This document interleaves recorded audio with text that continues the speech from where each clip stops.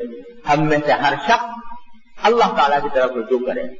اللہ تبارک و تعالیٰ سے اپنے گناہوں کی معافی مانگے، اللہ تعالیٰ سے توبہ کرے۔ اس وقت پورا معاشرہ ہمارا وہ بے دینی کا شکار ہے، کرپشن، حرام خوری، ایک دوسرے کے اوپر ظلم،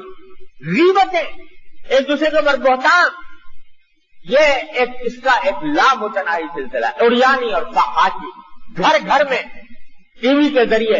گھر گھر میں عریانی اور فحاشی کا ایک مرکز بنا ہوا ہے۔ جو مناظر کبھی دیکھنے کی کسی کو کا موقع نہیں ملتا تھا، وہ اب گھر گھر میں ہر آن ہر لحظہ موجود ہے۔ اس ساری صورتحال کے نتیجے میں اللہ تبارک و تعالیٰ تو اپنا کرم فرمایا ہوا ہے کہ چاہیے تو پتہ نہیں کون سا عذاب نازل ہو جاتا، لیکن اس صورتحال کے نتیجے میں آج ہم اس مصیبت میں گرفتار ہیں جس پر آج ہر مسلمان کا دل بے چین ہے اور رو رہا ہے۔ اللہ تبارک و تعالیٰ نے ایسے موقع کے لیے فرمایا ہے کہ ہر شخص اپنی جگہ اپنی اصلاح کی فکر کرے، اپنے گھر کے ماحول کو درست کرے، اللہ تبارک و تعالیٰ کے احکام کی اطاعت کرے، اللہ تعالیٰ کے سامنے روز گر گرائے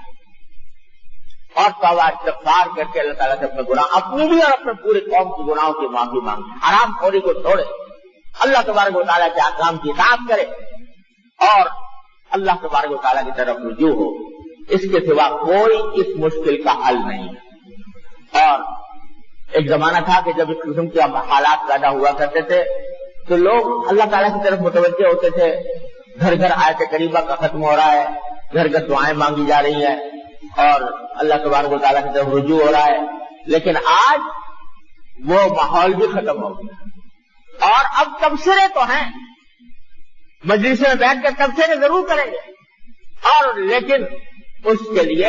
جتنا وقت تبصرے میں صرف کر رہے ہیں، جتنا وقت گپ شپ میں صرف ہو رہا ہے، وہ اللہ تعالیٰ کی طرف رجوع میں صرف کریں، اللہ تبارک و تعالیٰ کی طرف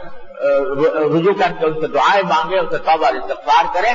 تو کچھ بعید نہیں ہے کہ اللہ تبارک و تعالیٰ اپنے فضل و کرم سے ہمارے حالات پر رحم فرما کر ہمیں اس مشکل سے نکال۔ حدیث میں رسول کریم صلی اللہ علیہ وسلم فرمایا کہ تمہارے حکمران خود تمہارے اعمال کا آئینہ ہوتے ہیں، اگر تم ٹھیک ہو جاؤ اللہ تعالیٰ حکمران بھی تمہارے اوپر اچھا عطا فرما دیں گے، اور پھر اس صورت میں انشاءاللہ اللہ تبارک و تعالیٰ کی رحمتیں اور برکتیں نازل ہوں گی۔ بھائی، یہ پیغام ہر مسلمان کا فرض ہے وہ ایک دوسرے کو پہنچائے۔ یہ توبہ کا وقت ہے، استغفار کا وقت ہے، اللہ تعالیٰ کی طرف رجوع کا وقت ہے۔